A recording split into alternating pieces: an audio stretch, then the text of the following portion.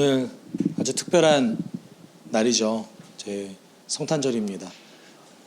작년 성탄절과는 다르게 저희가 크리스마스 트리도 있고, 네, 아이들이 율동도 하고 좋네요. 오늘 함께 나눈 말씀의 주제는 누가 과연 의인으로 부름받을 수 있는가? 하느님 앞에 의인으로 부름받은 사람의 태도는 과연 어떤가에 대한 주제입니다. 여러분, 썬데이 크리스찬이라는 말을 좀 들어보셨죠? 주일날만 기독교인으로 살아가는 사람을 얘기하죠. 주일날만 교회 나와서 예배드리고 평일날 월요일부터 토요일까지의 모든 삶이 전혀 기독교인답지 않은 그런 삶을 사는 사람을 썬데이 크리스찬이라고 얘기합니다. 또 어떤 이제 썬데이 크리스찬과 완전히 반대되는, 이제는 한국 교회가 좀 양극단을 향해서 가고 있는데, 어떤 또 집단은 조금 더 맹신과 광신에 가까운 신앙의 색깔을 보여주고 있는 형태도 등장하고 있습니다. 전혀 성경에서 이야기하고 있지 않은 것을 믿고 성경에서 말하고 있지 않은 것을 성경적이라고 생각하면서 투영하는 것들이 이제 한국 교회에 많이 나타나고 있습니다. 또 가끔은 이런 생각도 합니다. 썬데이 크리스찬이면 그나마 크리스찬이죠. 이제는 오히려 주일날도 그리스도인으로 살지 않는데 본인이 그리스도인이라고 이야기하는 분들이 늘어나고 있습니다. 적어도 과거에는 본인이 이제 주일날에 교회를 다니지 않고 예배를 드리지 않으면 본인이 기독교인이라고 생각하지 않는 경향성이 좀 있었어요. 근데 이제는 본인이 믿으면 된다고 생각하는 시대를 살아가고 있습니다. 저는 가끔 이제 그런 분들 만나면은 속으로는 이렇게 말하고 싶어요. 당신 성경 안 읽지? 성경을 읽으면 공동체가 없는 사람을 믿는 사람이라고 얘기할 수 없거든요. 그런데 그럼에도 불구하고 본인이 그냥 믿고 싶은 대로 믿는 게 괜찮다고 생각하는 거예요. 이제는 우리는 그런 시대를 살아가고 있습니다. 내가 아주 중요한, 예전에도 중요했지만 이제는 과에 제가 볼 때는 자기 자신이 이제는 거의 최고로 중요한 시대를 살아가고 있습니다. 그런 시대 속에서 오늘 본문은 하나님께 부름받은 사람, 의인은 어떤 태도를 가지고 있는지를 보여주는 본문입니다. 기도에 대해서 얘기하고 있지만 기도가 사실은 중심 주제가 아닙니다. 그 기도라는 도구를 통해서 어떤 사람이 과연 하나님 앞에 부름받은 사람의 진실한 태도를 갖고 있는가에 대해서 이야기하고 있습니다. 누가복음의 핵심 주제로 돌아간다면 하나님의 백성으로서 부름받는 사람들, 오늘 하루를 하나님의 백성으로 살아가는 사람이 과연 어떤 태도를 가지고 있는가에 대해서 오늘 본문이 이야기하고 있습니다. 오늘 함께 살펴보면서 오늘 우리에게 하시는 하나님의 말씀에 귀를 좀 기울이셨으면 좋겠습니다. 제자들에게 낙심하지 않도록 어떻게 하라고 그러셨죠? 늘 기도하라고 하셨던 예수께서 이제는 어떤 한 특정한 부류에 대해서 경계하시기 시작하십니다.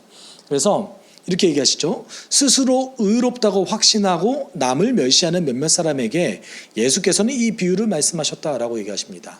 9절에 아주 특정한 부류에 대해서 얘기하고 있죠. 스스로 의롭다고 확신하고 남을 멸시하는 몇몇 사람들이라고 얘기하고 있습니다. 두 가지의 행동을 하는 사람들이에요. 첫 번째는 뭐죠? 스스로 의롭다고 확신하는 사람들. 두 번째는 남을 멸시하는 사람들입니다. 그런데 두 가지의 행동이지만 사실은 그 두 가지의 행동이 하나의 어떤 왜곡된 믿음에서 비롯됩니다. 이 모든 두 가지의 사실들이. 그래서 여러분이 오늘 이것을 먼저 알고 갔으면 좋겠습니다.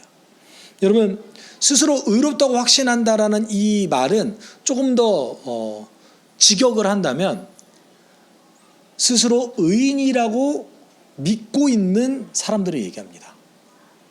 스스로 의인이라고 믿고 있는 사람들. 그러면 여러분, 성경이 이야기하는 의인과 우리가 일반적으로 알고 있는 의인은 조금 개념이 달라요.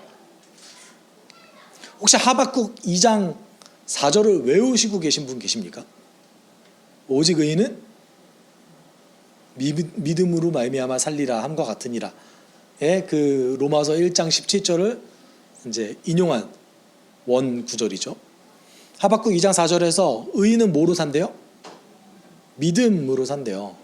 근데 이 믿음이라는 단어가 하박국 2장 4절은 신실함에 조금 더 가깝습니다.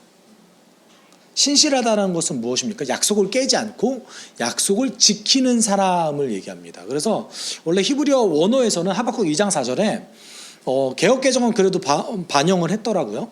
근데 예전 개역 한글이라든지 그다음에 새 번역에서는 반영을 안 했는데 의인은 그의 믿음으로 살리라라고 얘기했어요. 그의 믿음. 그럼 의인이 가지고 있는 믿음으로 산다라는 것이죠. 어떤 것을 뜻하죠? 의인은 그가 가지고 있는 신실함으로 산다는 거예요. 약속을 지키는 것으로 인해서 그가 살아갈 수 있다. 의인으로 인정받을 수 있다라는 개념입니다. 사실 1세기 유대인들에게도 여러 가지 학파들이 있고 사두개파도 있고 바리새파도 있고 에세네파 그다음에 여러 학파들이 있었기 때문에 어떤 구원론적인 것이 확실하게 지배적이었다라고 얘기하기는 쉽지 않습니다. 다만 당시 유대인들의 일반 백성의 그 성경 해석을 독점하고 있었던 바리새파들은 의인이 된다라는 것은 율법을 문자적으로 지키는 거라고 생각했어요. 근데 왜 율법을 문자적으로 지키면 의인이 된다고 생각했을까요? 그러니까 유대인들 속에 갖고 있었던 구원에 대한 생각을 좀 지켜봐야 돼요. 왜냐하면 그 하나님의 신실함이라는 개념이 있었거든요. 그러니까 하나님의 신실함이 어떤 개념이냐면 하나님은 약속을 지키신다 이거예요. 그렇죠. 우리 아멘으로 화답할 수 있잖아요. 하나님 약속을 지키시죠, 당연히. 그럼 어떤 약속을 지키시냐? 출애굽기 19장 5절, 6절의 약속을 지키신다라는 겁니다. 그래서 이제 너희가 정말로 나의 말을 듣고 내가 세워준 언약을 지키면 너희는 모든 민족 가운데서 나의 보물이 될 것이다. 온 세상이 다 나의 것이다. 그러므로 너희는 내가 선택한 백성이 되고 너희의 나라는 나를 섬기는 제사장 나라가 되고 너희는 거룩한 민족이 될 것이다. 너는 이 말을 이스라엘 자손에게 일러주어라 라고 얘기하고 있습니다. 하나님이 이 출애굽기 19장에 있는 이스라엘과 맺었던 이 약속을 지키신다라는 거예요. 근데 여기서 if가 붙었죠. 전제가 있어요. 어떤 사람을 구원시켜 주신대요? 너희가 정말로 나의 말을 듣고 내가 세워준 언약을 지키면,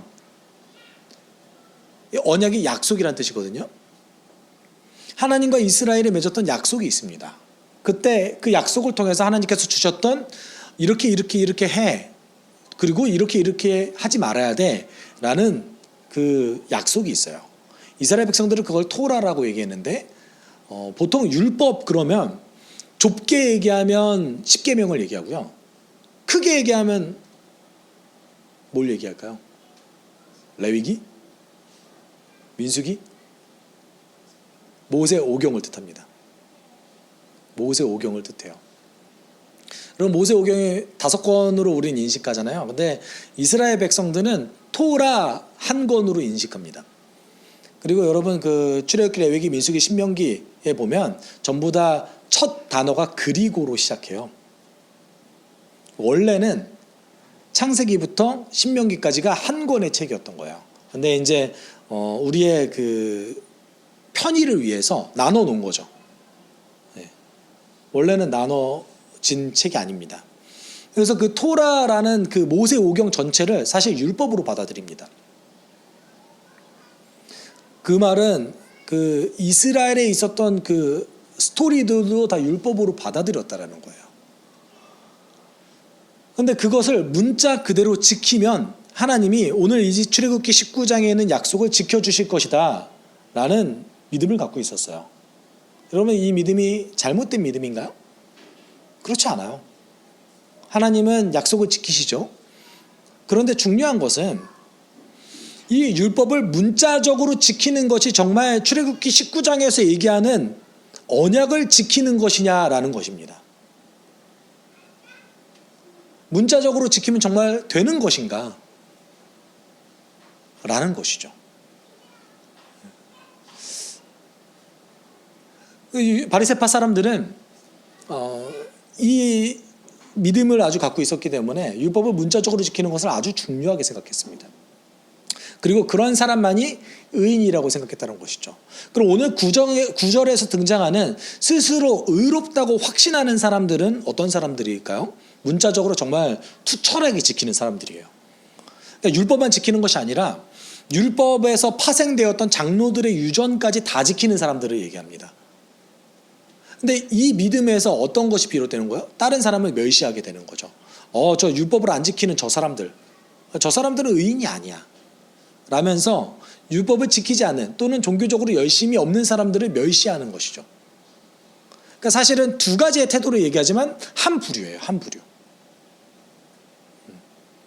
이런 사람들에게 예수께서 이야기하십니다. 아주 경계하시면서 이야기하시는 것이죠. 근데 사실 이런 거 보면 인간의 속성이 조금 너무 재밌는 것 같아요. 어떤 게 재밌냐면 본인이 원하는 모습, 본인이 정말 욕심을 가지고 싶어하는 그런 모습들은 자기보다 더 가지고, 자기보다 더 부자, 또는 달란트가 더 많은 사람, 재능 있는 사람, 능력 있는 사람, 잘생긴 사람, 뭐 이런 사람들을 우러러 봐요. 본인의 욕심에 관련된 거는 본인보다 더 가진 사람들을 본다는 것이죠. 근데 본인이 하기 싫은 거는 자기보다 못하는 사람들을 보면서 위로를 받아요. 그렇죠? 꼭 이제 저처럼 고등학교 때 공부 못했던 친구들이 자기보다 상위의 성적을 보는 게 아니라 자기보다 공부 못하는 친구들을 보면서 쟤도 안 하는데 뭐 좀 괜찮지 뭐 라고 생각합니다. 근데 인간이 이런 특성을 다 가지고 있는 것 같아요. 어떤 특정한 부분에 있어서. 특별히 그리스도인들은 경건에 있어서 그렇습니다. 여러분, 우리가 교회 안에 온갖 정죄함이 난무하잖아요. 그렇죠? 그러니까 본인이 때때로는 본인이 하지도 않는데 뭐라고 할 때가 있어요. 열심히 일하는 사람한테. 왜 그럴까요? 본인보다 못하다 이거예요. 항상 본인보다 경건하지 않은 사람과 자기를 비교합니다. 자기보다 경건한 사람과 자기를 비교하지 않아요. 잘. 그 사람은 뭐 하나님 은혜 주셨겠지. 근데 성경은 절대 그렇게 얘기하고 있지 않습니다. 구약 성경에 의하면 하나님의 형상을 본받는 것이 우리의 목적이에요. 아브라함을 부르신 다음에 하나님께서 아브라함 왜 부르셨냐? 창세기 18장 19장에 뭐라고 얘기하셨나요? 내가 너를 부른 이유는 나의 의와 공도를 행하게 하기 위해서다. 하나님과 관계를 세우고 하나님과 관계를 통해서 이 땅 가운데 정의를 실천하라고 아브라함을 부르셨대요. 우리를 부르신 이유는요? 예수 닮아가게 하라고. 우리 누구랑 비교해야 돼요? 예수님과 비교해야 되죠. 에베소서 5장 말씀을 항상 읽을 때마다 마음속에 굉장히 큰 찔림을 느끼는데 남편을 예수 그리스도와 비교하시죠. 바울이. 그래서 남편은 어떻게 해야 된대요? 예수 그리스도가 교회를 위해서 십자가에 달리신 것처럼 아내를 그렇게 사랑하래요. 이게 가능한가? 가능할까? 라고 생각하면서 그렇지만 적어도 사랑이라고 얘기하면 예수님과 비교해야 되지. 이게 우리의 태도입니다. 예수님께서 이것을 아셨기 때문에 이제 이 태도를 엄청나게 경계하신 거죠. 그러면서 하나의 비유를 들어주세요. 이제 비유는 왜 들죠? 이해하기 쉽게 하려고 비유를 드시는데 비유가 예수님의 비유는 좀 매우 극단적입니다. 두 사람이 등장해요. 예수님 비유 속에. 두 사람이 기도하러 성전에 올라갔다. 한 사람은 바리새파 사람이고 다른 한 사람은 세리였다. 여러분, 바리새파 사람과 세리를 비교하다니요. 만약에 예수님의 청중 입장에서는 이거 너무 말이 안 되는 얘기예요. 여러분, 성전은요, 당시에 1세기 그 헤롯이 지었던 성전은 매일 2번씩 공적인 예배가 있었습니다. 그래서 오전 9시, 오후 3시에 모든 청중을 위한 예배가 있었고 기도 시간이 있었어요. 그렇지만 지성소를 빼놓고 대부분의 곳들은 오픈이 되어 있었습니다. 기도하기 위해서 성도들을 위해 오픈을 해놨어요. 다만 성전은요 좀 제한적이었어요. 그러니까 바리새파 사람들 입장에서는 성전의 모든 곳에 다 들어갈 수 있었습니다. 그런데 이방인, 여인 이런 분들은 이제 성전의 모든 곳으로 들어가는 게 아니라 그분들이 들어갈 수 있는 공간이 따로 있었어요. 이방인의 뜰, 여인들의 뜰 이렇게. 성전은 여러분 자세히 보시면 당시 1세기에 있었던 유대인들의 성전은 이스라엘의 질서를, 사회 질서를 명확하게 보여줍니다. 차별이 난무하고 그다음에 그 율법을 잘못 해석함으로 인한 차별의 장소가 유대인의 성전이었죠. 그곳에서 이제 두 사람이 기도합니다. 바리새파 사람들은 이렇게 기도해요. 바리새파 사람은 서서 혼잣말로 이렇게 기도하였다. 하나님 감사합니다. 나는 남의 것을 빼앗는 자나 불의한 자나 간음하는 자와 같은 다른 사람과 같지 않으며 더구나 이 세리와는 같지 않습니다. 나는 일에 2번씩 금식하고 내 모든 소득의 11조를 바칩니다. 라고 얘기합니다. 우리가 9절의 말씀에 보면 어떤 사람을 경계하시면서 얘기하시죠? 스스로 의인이라고 확신하고 남을 멸시하는 사람이라고 얘기했죠. 근데 그 사람이 바리새파 사람이냐? 그렇지는 않아요. 그런 종류의 사람인데 이제 비유 속에 바리새파 사람이 등장한 것뿐입니다. 모든 바리새파 사람들이 이렇게 했느냐? 그렇지 않아요. 우리가 오해하는 것들이 있는데 바리새파 사람들도 이렇게 기도하는 것이 잘못됐다고 이야기하는 문헌들이 상당수가 있습니다. 그러니까 바리새파 사람들도 모든 사람이 죄인이라고 인식하고 있었어요. 정말 건강한 바리새파 사람이라면. 그런데 예수께서 구원받는 자가 적다고 얘기하시고 그리고 하나님께로 나가는 것이 좁은 길이라고 얘기하셨던 것처럼 바리새파 사람들 중에서도 건강한 사람들이 많지는 않았던 것 같아요. 그래서 바리새파 사람들이 남겼던 기도문 가운데는 이렇게 기도하는 사람들이 있었어요. 이렇게 기도했던 거죠. 그 정확하게 어떻게 기도했냐면 하나님 감사합니다. 제가 지금 장애도 없고요. 제가 지금 여인도 아니고요. 그래서 지금 성전 앞들까지 나올 수 있었고요. 제가 지금 세리도 아니고요. 죄도 안 짓고요. 그리고 저 이방인들에게서 태어나지 않게 하신 거 감사합니다. 저는 지금 이것도 했고 이것도 했고 이것도 했고 이것도 했습니다. 이런 식으로 기도문을 적은 것들이 있습니다. 어떤 설교자에 의하면 이 기도문이 모든 바리새파 사람들이 다 했다라고 얘기하시는 분이 계신데 그렇지 않아요. 그러니까 건강하지 않은 바리새파 사람들이 이렇게 기도했던 것이죠. 그런데 오늘 이제 11절 12절을 보면 11절은 감사의 옷을 입었지만 결국은 뭘 얘기했어요? 자기가 한 거를 얘기하고 있어요. 감사의 옷을 입었지만 원래 감사하면 여러분 뭐 감사해야 돼요? 하나님이 하신 걸 감사해야 되죠. 이게 우리가 정상적인 사고방식을 가진 사람 아닙니까? 누군가에게 감사를 표현해요. 그러면 저에게 이거 해주셔서 감사해요 이렇게 하는 게 당연한 거 아닙니까? 근데 여러분 잘 생각해 보세요. 선물을 받았어요. 선물을 받았는데 제가 이렇게 선물 받게 해주셔서 감사합니다. 어떻게 생각하세요? 그 친구한테 선물해주고 싶으세요? 아마 관계를 유지할 수 있을까요? 지금 바리새파 사람이 이렇게 기도한 거예요. 하나님께 감사는 했는데 여기에서 그 한글 성경에 등장하지 않았는데 헬라어 성경을 보면 나가 5번 등장합니다. 그러니까 나를 강조한 거예요. 나는 이렇게 했고요. 나는 남의 것을 빼앗지 않았고요. 나는 불의한 자나 간음한 자와 같지 않습니다. 그리고 나는 세리와 같지 않습니다. 세리에 대해서 얘기하기 전까지만 해도 어떤 특정 행동에 대해서만 얘기했죠. 그 다음에 세리에 대해서는 직업 자체를 얘기했어요. 그만큼 유대인들이 세리를 싫어했다는 거고 또 한 가지는 앞에서 얘기하는 남의 것을 착취하는 거 그 다음에 불의하고 간음하는 사람이 세리라고 얘기하는 거일 수도 있습니다. 앞에는 뭘 자랑한 거죠. 사실 감사하지 않고 저 이렇게 했어요. 그러면서 12절에 본인이 의인인 그 근거를 2가지 얘기해요. 첫 번째가 뭐죠? 금식. 2번째는 11조입니다. 여러분 금식과 11조가 쉽나요? 저는 쉽지 않더라고요. 특히 금식은. 쉬우신 분 계실지 모르지만 오늘 이 바리새파 사람은 뭐라고 얘기해요? 일주일에 2번 금식했대요. 보통 이제 열성적인 바리새파 사람들은 당시에 월요일과 목요일에 금식했습니다. 근데 이게 나름대로 자기들의 철학이 있어요.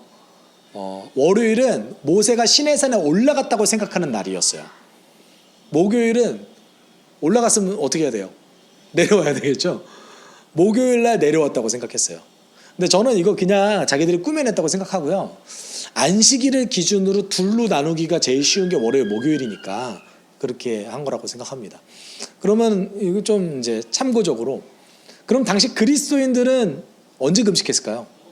나중에 이제 교회가 형성되고 그리스도인들도 유대인의 전통을 많이 받아들였기 때문에 수시로 금식을 많이 했습니다. 사도 요한에 대한 그 전승이 남아 있는데, 사도 요한은 그 허벅지 사이에 머리가 들어갈 수 있을 정도로 삐쩍 말랐대요. 금식을 너무 많이 해가지고. 정말 금식을 너무 많이 해서. 그만큼 이제 금식하는 어떤 전통을 초대교회가 받아들였는데, 그 유대인들은 안식의 기준이었잖아요. 이제 디다케라는 문서를 보면 그리스도인들은 저희랑 좀 비슷합니다. 언제 금식했을까요? 수요일, 그리고 금요일. 맞아요. 사람이 다 생각하는 구조가 다 비슷한가 봐요. 한국 교회도 수요일 예배가 있고 금요일 기도회가 있는 것처럼 수요일, 금요일 금식했습니다. 금식하는 거 어렵죠. 근데 유대인들은 공식적으로는 1년에 한 번 했으면 됐어요.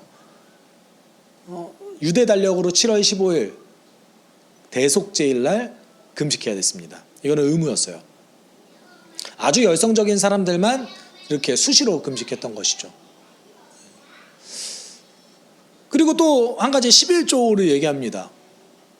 여러분 어떤 게 더 어려우세요? 금식이 어려우세요? 11조가 어려우세요?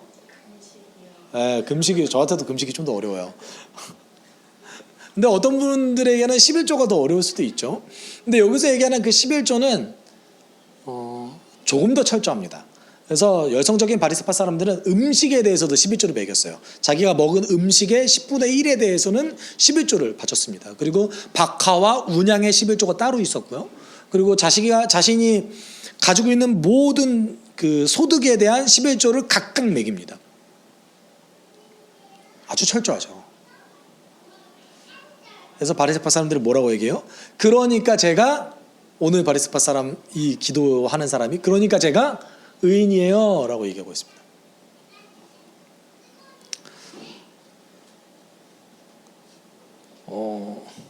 어떻게 생각하십니까? 우리 현대 한국교회도 이런 시각이 남아 있는 것 같으세요? 상당 부분 남아 있을 수 있겠죠. 그렇죠? 왜냐하면 사람은 겉모습만 보거든요. 여러분, 속사람 본다는 사람의 말을 절대 믿지 마십시오. 성경적이지 않아요. 사람은 절대 속사람을 볼 수 없습니다. 아마 속사람을 파악하는 사람이라고 얘기한다면 때려 맞춘 거겠죠. 사람의 문제점과 그런 건 다 비슷비슷하거든요. 오직 하나님만 중심을 보실 수 있어요. 그러니까 겉만 볼 수 있는 사람 입장에서는 이런 일들이 벌어질 수 있죠. 충분히 있을 수 있습니다. 우리가 어떻게 그 사람의 믿음을 정확하게 알겠습니까?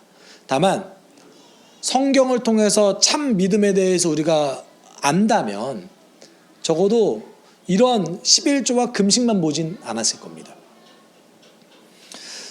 세리는 좀 완전히 상반된 태도를 가지고 있어요. 우리가 함께 13절을 같이 읽어볼까요? 시작. 그런데 세리는 멀찍이 서서 하늘을 우러러볼 엄두도 못 내고 가슴을 치며 아 하나님 이 죄인에게 자비를 베풀어 주십시오 하고 말하였다. 여러분 뭐라고 얘기하고 있죠? 가슴을 치며 하늘을 쳐다볼 수도 없었대요. 아마도 이 세리는 유대인이지만 그 성전에 유대인의 뜰에 들어가지 못하고 이방인의 뜰에 있었을 가능성이 매우 높습니다. 그리고 하늘을 쳐다보지도 못하고 가슴을 막 쳐요. 그러니까 하나님 앞에서 자기가 무익한 존재라는 것을 이제 드러내고 있는 것이죠. 내가 지금 하나님 앞에 설 수 있는 존재가 아닙니다라고 이제 고백하고 있는 거예요. 그러면서 단 한 가지 기도만 합니다. 어떤 기도죠?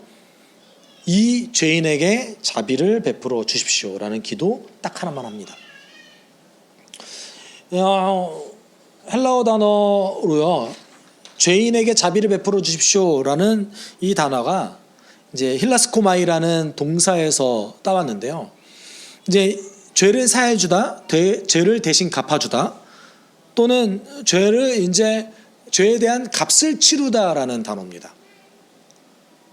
그러니까 하나님께 단지 자비를 베풀어 주십시오라고 얘기하는 것이 아니라 이 사람 뭐라고 얘기한 거예요? 하나님, 내 죄의 문제에 대해서 값을 하나님께서 치러 주십시오. 이 말인 거예요. 이게 용서해달라는 단어도 아니에요. 죄값을 해결해 주십시오. 죄에 대한 것을 해결해 주십시오. 이런 단어예요. 히브리서 2장 17절에 등장한 단어인데, 이 사람이 했던 기도는 딱 한 개예요. 하나님, 제 죄의 문제에 대해서 해결해 주세요. 바리새파 사람의 기도와 뭐가 다르죠? 본인이 뭘 했는지에 대해서 얘기하고 있지 않아요. 본인이 어떤 존재인지에 대해서도 얘기하고 있지 않습니다.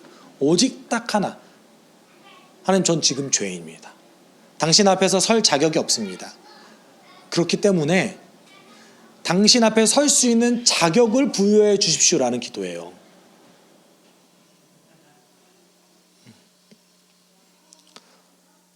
이 기도를 얘기하시면서 예수께서 이제 마지막으로 평가를 내리시죠. 내가 너희에게 말한다. 의롭다는 인정을 받고서 자기 집으로 내려간 사람은 저 바리새파 사람이 아니라 이셀이다. 누구든지 자기를 높이는 사람은 낮아지고 자기를 낮추는 사람은 높아질 것이다 라고 얘기하십니다.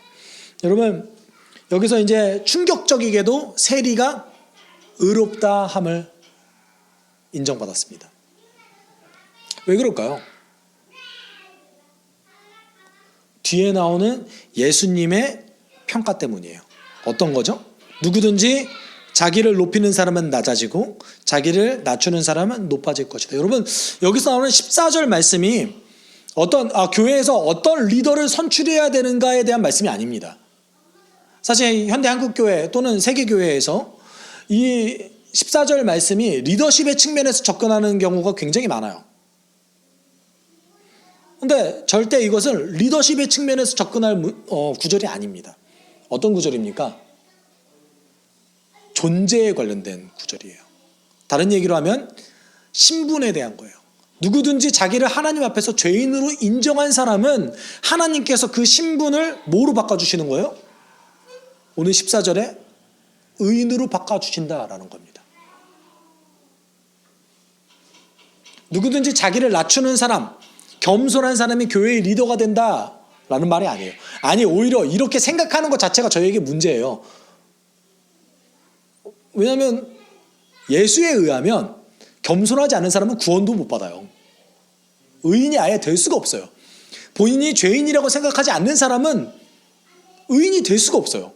어떻게 그런 사람을 교회의 리더로 세웁니까? 그 초대교회 문헌을 보면요, 여러분, 그 교회에서 감독으로 선출된 사람이 있을 거 아니에요. 감독이나 장로나 이렇게 교회의 리더로 선출된 사람이 야반도주했다라는 기록들이 많습니다. 여러분, 상상이 가십니까? 교회의 리더로 선출됐기 때문에 야반도주했어요. 왜냐하면 내가 교회의 리더로 살고 싶지 않아서. 왜요? 교회 리더가 제일 먼저 죽거든요. 교회 리더가 그만큼 가지고 있는 그 짐이 엄청났거든요. 그러니까 일을 많이 한다, 이 측면이 아닙니다. 가장 먼저 본을 보여줘야 되는 사람이었기 때문에 그렇습니다. 여러분, 교회는요, 사실은 좀 오해하지 않으셨으면 좋겠는데 사람 보고 교회 가는 겁니다. 왜냐하면 교회의 원리는 본을 보여주는 거거든요. 사도 바울이 뭐라고 얘기했습니까? 너희들은 나를 본받아라 라고 얘기했죠. 그리고 베드로도 삶 속에서 복음의 본을 보여줬을 때 복음이 전파될 수 있다라고 얘기했죠. 이게 교회의 원리입니다. 당연히 여러분, 리더십은 아예 고민할 거리조차 없어요. 근데 리더십의 문제가 아니라 뭐의 문제예요? 이거는 구원에 관련된 원리를 말씀하신 거예요. 하나님 앞에서 자기를 죄인이라고 낮추는 사람이야말로 어떻게 된대요? 의인이 될 수 있다라는 것을 얘기하고 계십니다. 여러분, 바리새파 사람의 기도를 조금 잘 생각해 보셨으면 바리새파 사람이 자기가 뭘 했는지를 계속 강조하고 있어요. 그런데 정말 진심으로 율법을 지켰으면 바리새파 사람은 그렇게 생각할 수 없었을 거예요. 왜냐하면 유대인들이 항상 지키는 가장 중요한 절기가 세 가지가 있습니다. 첫 번째는 유월절이고 그 다음에 대속죄일이 있고 대속죄일과 함께 장막절을 지킵니다. 이 세 가지 다 뭐였냐면 하나님이 구원을 이루어주셨다라는 것을 기념하는 거예요. 내가 한 게 아무것도 없습니다, 하나님. 우리 민족은 당신의 은혜로 구원받았습니다 라는 것을 기념하는 절기가 유월절, 장막절, 대속죄일입니다. 여러분, 이렇게 절기를 지키는데 어떻게 내가 이만큼 했습니다 라고 하나님 앞에서 자랑을 할 수 있을까요? 문제는 이런 일들이 비일비재했다는 겁니다. 그래서 사도 바울은 이렇게 얘기했어요. 로마서 3장 23절을 통해서 모든 사람이 죄를 범하였음에 그래서 사람은 하나님의 영광에 못 미치는 처지에 놓여 있습니다 라고 얘기했어요. 개정개혁판 번역에서는 모든 사람이 죄를 범하여서 하나님의 영광에 이르지 못한다 라고 얘기하고 있죠. 모든 사람이 죄를 범하였기 때문에 하나님의 기준에 미칠 수가 없습니다. 또 어떻게 우리가 또는 바리새파 사람처럼 내가 이만큼 했습니다 라면서 하나님 앞에 그거 자체를 감사할 수 있을까요? 오히려 정말 경건한 사람이라면 예수 그리스도께서 하셨던 율법을 또는 이제 예수님을 제쳐두고라도 구약 성경에는 율법을 온전히 잘 지키는 사람이었다면 본인이 율법을 잘 지키면서 뭐라고 생각했을 거예요? 아, 내가 이거 다 지킬 수 없구나. 나는 정말 나밖에 모르는 사람이구나 라고 깨달아야 된다는 거예요. 그런 사람만이 어떤 사람이 될 수 있어요? 의인으로 부름받을 수 있는 겁니다. 우리가 의인이기 때문에 의인이 되는 것이 아니라 우리가 죄인이라는 것을 인정하고 하나님께 내어놓았기 때문에 하나님이 신분을 바꿔주신다는 얘기인 거죠. 사도 바울은 이 원리를 다른 식으로 얘기했는데 로마서 5장 20절 21절에 이렇게 얘기하고 있습니다. 우리 좀 길지만 함께 같이 읽어볼까요? 시작. 율법은 범죄를 증가시키려고 끼어들어온 것입니다.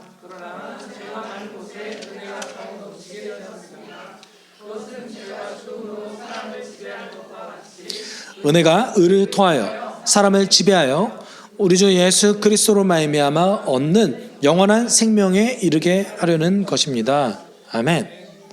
여러분, 모든 사람은 자기중심적이에요. 여러분, 우리가 의인으로 부름받았지만 우리가 예수를 믿지만 다 자기중심적으로 살아요. 부부싸움도 다 자기중심적이기 때문에 부부싸움을 하죠. 혹시 안 하시는 분 있으시면 죄송합니다. 저는 그렇다라는 거예요.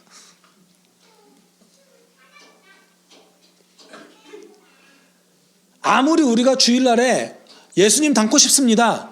저는 하나님의 은혜를 사모합니다. 라고 얘기하지만 이것이 말로 아멘으로 화답하지만 당장 예배 끝나면 운전하면서 돌아가실 때 쉽지 않지 않으세요?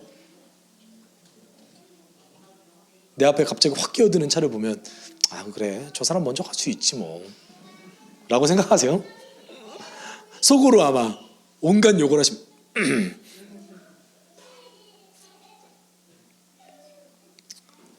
자기 중심성, 이것이 죄의 본질입니다. 근데 이 자기 중심성을 벗어 던지는 것 자체가 너무나 힘든 거예요. 여러분, 그래서 사도 바울이 뭐라고 얘기했어요? 율법은 범죄를 증가시키는 것이다 라고 얘기했습니다. 예수 그리스도의 가르침도 동일합니다. 여러분, 예수님의 가르침을 생각하면 생각할수록 여러분 스스로 뭐라고 생각해야 돼요? 내가 진짜 나중심적인 사람이구나 라는 걸 깨달아야 돼요. 율법은 그것 때문에 우리에게 주어진 거예요. 그럼 그때 우리가 다른 이유는 무엇입니까? 그래서 예수가 오셨구나. 사도 바울은 그래서 뭐라고 얘기합니까? 죄가 많은 곳에 은혜가 더욱 넘치게 되었습니다. 그리스도인은요, 기독교인은 내가 죄가 많아서 괴로워하는 것이 아니라 내가 죄가 많기 때문에 예수의 은혜를 더 깊이 감사할 수 있는 자들입니다. 이것을 뭐라고 얘기했어요? 은혜의 지배를 받는 사람이라 라고 바울은 얘기하고 있습니다. 죄를 지어도 항상 자기중심성을 내가 깨달아도 그 안에 감사를 발견할 수 있는 사람들이 그리스도인인 것이죠. 이런 사람만이 의인으로 부름받을 수 있습니다. 그러면 우리 가운데 뭐만 남아있을까요? 내가 하는 게 남아있을 수 있을까요? 아니요. 오직 하나님의 은혜만 남을 수밖에 없죠. 내가 한 게 없거든요. 내가 아무리 하면 노력할수록 이 자기중심성을 벗어던질 수 없다는 것을 깨닫게 되기 때문입니다. 사도 바울이 그래서 죽기 직전에 썼던 디모데후서에 뭐라고 얘기했습니까? 죄인 중에 내가 괴수다라고 얘기했죠. 근데 아마 그렇게 얘기하면서 사도 바울은 너무 감격하며 감사했을 거예요. 왜냐하면 이 죄인 중에 괴수인 나를 위해서 예수가 오셨기 때문에. 우리가 그렇기 때문에 기도하는 거예요, 여러분. 내가 오늘 하루에 자기 중심성을 벗어던지기 위해서, 내가 예수 그리스도의 은혜로 나의 가슴을 채우기 위해서 여러분 기도하는 겁니다. 기도는 나의 욕망을 채우기 위한 것이 아닙니다. 오늘 이 세리와 같은 태도를 가져야 되는 것입니다. 하나님, 당신 앞에 설 수조차 없지만, 나는 부족하지만 나의 이 자기중심성을 해결해 주십시오. 내가 오늘도 그리스도인으로서 예수 닮을 수 있게 내 중심성, 자기중심성을 벗어던지게 주님 날 도와주십시오. 이렇게 기도하는 사람만이 썬데이 크리스찬을 벗어날 수 있어요. 저는 여러분께서 예수 닮고 싶습니다라는 이 고백이 주일에만 드리는 고백이 아니기를 원합니다. 여러분, 교회를 벗어나서 내일도 내일 모레도 다시 만나는 토요일까지 이 소망을 품고 날마다 기도했으면 좋겠어요. 하나님, 저는 정말 저밖에 모릅니다. 그렇지만 이 저밖에 모르는 저를 다시 회복시켜 주셔서 예수 닮아갈 수 있는 저로 만들어 주십시오. 오늘 하루 예수 닮게 주님 도와주십시오. 예수님의 성품을 본받게 주님 도와주십시오. 라고 성령의 능력을 구하는 우리에게 인도하여 주옵소서. 우리가 이것을 위해서 함께 기도하도록 하겠습니다. 사랑 많으신 하나님 아버지 감사합니다. 저는 저밖에 모릅니다. 하나님, 당신 앞에 섰을 때에 당신의 가르침을 온전히 지키지 못하는 하나님 죄밖에 없는 나의 자기중심성을 벗어던질 수 없는 그런 비극적인 존재입니다. 하나님, 이런 저를 위해서 오셨음에 감사드립니다. 하나님, 이 저를 위해서 이 죄의 문제를 해결해 주시고 하나님 중심으로 살아갈 수 있게 하심에 감사드립니다. 내가 날마다 주님의 능력을 받고자 기도하게 주님 도와주십시오. 하나님, 소망을 품고 예수 닮기를 원합니다. 예수 닮기를 원합니다 하면서 날마다 자기를 부인하고 하나님 새로운 피조물로서 예수를 닮아가는 나를 살아갈 수 있게 주님 도와주십시오. 사랑 많으신 하나님 아버지, 우리가 주님께 나아가는 소망합니다. 나는 지금 이 순간에도 주님 부르 중에 합당하게 하루를 살아가는 소망합니다. 이 거룩한 성탄 주일에 하나님께 주시던 그 주님의 놀라운 은혜와 사랑을 내가 감격하며 누릴 수 있게 주님 도와주십시오. 하나님, 진실된 주님의 은혜를 축복하며 소망합니다. 지금 이 순간에도 하나님의 능력으로 하나님 내가 서 있습니다. 하나님의 능력으로 서 있습니다.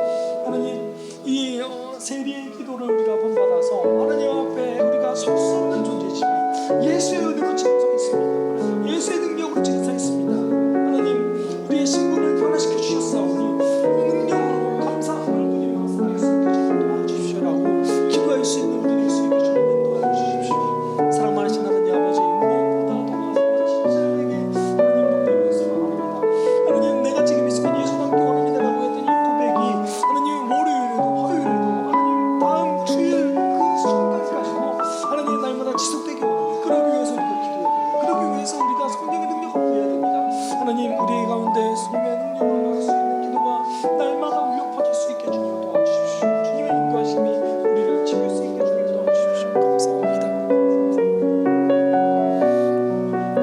사랑이 많으신 하나님 아버지 감사합니다. 하나님, 자신이 죄인임을 고백하고 하나님 앞에 죄의 문제를 해결해 달라고 간청했던 세리처럼 우리가 이런 태도를 가지고 하루를 살아가게 주님 도와주십시오. 성령의 능력이 없이, 우리가 기도 없이 예수 그리스도를 닮아갈 수 없다라는 것을 깨닫고 하나님, 기도하며 나 중심성을 벗어던지고 예수 그리스도 중심으로 하루를 살아갈 수 있는 거룩한 제자 되게 하여 주옵소서. 한 주간의 삶을 주님께 의탁드립니다. 우리를 도와주시고 우리를 위해서 모든 것 베풀어 주셨던 그 하나님의 놀라운 은혜를 기억하며 감사함으로, 기쁨으로 하루를 살아갈 수 있는 우리 될 수 있게 주님 인도하여 주옵소서. 예수님의 이름으로 기도드립니다. 아멘. 주 예수 그리스도의 은혜와 하나님의 사랑과 성령의 교통하심이 자신의 죄를 깨닫고 성령의 능력을 날마다 구하길 소망하는 성도들 위해 함께 있을지어다. 아멘.